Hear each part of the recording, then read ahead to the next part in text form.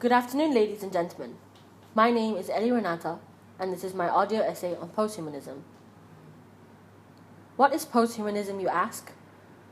Through many theories and online searches, posthumanism is the study and the belief of the enhancement and the better means of the human race, may it be physically or emotionally. Posthumanism, which could also be known as transhumanism, is the means to develop us in ways that is ethically safer for ourselves by technological advances.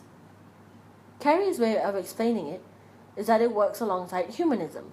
Posthumanism, in my view, is not a rejection of humanism, and it's not a transcendence of humanism, and it's not the much cooler, smarter thing that comes after humanism. What it's actually about is it's linked very integrally to humanism, because the way that I describe it in the book is what I'm trying to do is to take the desires and imperatives of humanism, many of which are admirable. So what I'm trying to do with posthumanism is to say, look, I agree with and I admire imperatives like that are integral to humanism. But the problem is the theoretical and philosophical frameworks that humanism uses to try to make good on those commitments is actually self-defeating. So the reason you need a posthumanist rather than humanist framework that you find in the rights discourse is to say, look, the reason we should care about animals and treat animals well and expand the moral community is not because all of these different creatures in the world are like us. What's beautiful and worthy of respect is that they're not like us. You know, there are different ways of being in the world that just like our way of being in the world, deserve to be protected, you know, from exploitation, protected from cruelty, allowed to flourish, and so on and so forth. Humanism is described by the dictionary that any system or mode of thought or action in which humans' interests, values, and dignity predominate. There are so many ways of which our society and the very essence of our humanity are evolving, such as there are deployed men and women who have lost their limbs in the war. However, in their case, they aren't limping around. See, with the help of getting prosthetic limbs, it has forever changed their lives. There are so many patients in the military and around the world that have severe limb loss, or which have resigned to having prosthetic limbs. I'm talking about around 1,400 patients. More than 300 of them from the military have returned back to the field with no fear. Technology is all around us. As Albert Einstein once said, it has become appallingly obvious that our technology has exceeded our humanity. And I do not disagree with him. Through our very own technology, we as a human race are recreating organs and 3D printing our own skin. Let's face it, we're giving ourselves the right to play God in our own lives. We are building ourselves for the future with the help of technology. See, 3D printing has been around since the late 1980s. Therefore, it has been around for almost 30 or so years. So you'd figure that since it was a much more cost-effective way of producing such great outcomes, that we shall be using them to create our very own organs. This is a video about 3D printing skin.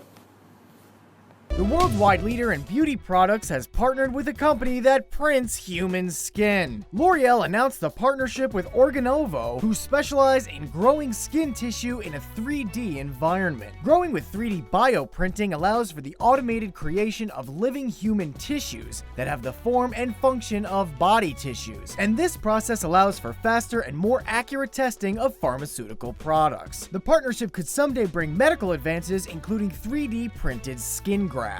The masterpieces that we are creating nowadays are nearly identical to real tissue samples from real human organs. They are constructed from real human cells. I know it sounds a little scary that it could be possible in the nearby future that you may be able to buy a printed copy of any organ you will want or need. However, isn't that what the future is about? Finding what we need in the tip of our fingers, and at an instant. One way that has made our way of living much more endurable is by making electronics that can shift your state of mind, such as the Think. Here's a video to the introduction of this technology. Think is wearable technology that uses neurosignaling to deliver on-demand energy or calm in minutes. Using Think to shift your state of mind is as easy as snap, stick, shift. The Think system has 3 components: the Think module, Think strips, and vibes, delivered through the Think app on your iOS device. Now I know what you're probably thinking. How does this lead to posthumanism? Well, like I said in the beginning, posthumanism is the means to better ourselves. And what better way than have the ability to shift our state of mind? Since everything is controlled by the brain, it would most likely make sense to have a device that can alter your moods according to how would you want to feel. Now I'm going to show you a short video on a man who has indeed created a cyborg for himself to see colors. Well, I was born with a rare visual condition called achromatopsia, which is total color blindness. So I've never seen color, and I don't know what color looks like, because I come from a grayscale world.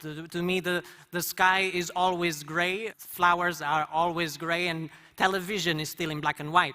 But since the age of 21, instead of seeing color, I can hear color.